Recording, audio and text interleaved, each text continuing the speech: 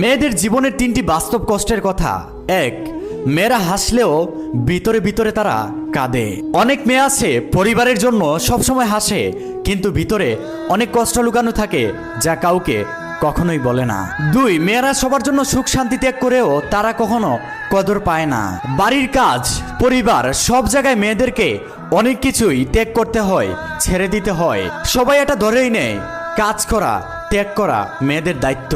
মেয়েরা কখনো সুখ শান্তি পাওয়ার যোগ্যই না। 3, মেয়েরা যদি কখনো নিজের কোনো ইচ্ছা প্রকাশ করে তখন সবাই তার উপর হাজারটা বিচার করা শুরু করে দেয়। মেয়েরা যখন নিজের জীবনের কোনো সিদ্ধান্ত নিতে চায় তখন সমাজ তাকে নিয়ে কথা বলে। কেউ এটা জিজ্ঞেস করে না তোমার মন কি চায়। এটাই হলো মেয়েদের জীবন। মেয়েদের দুঃখ সুখ কেউ বোঝার চেষ্টা করে না। সবসময় সবাই তাদেরকে দোষ দিয়ে যায়, তাদের বিচার করে, কিন্তু তাদের মনের ভিতরে কি সেটা কেউ কখনো বুঝতে চায় না, বোঝার চেষ্টাও করে না।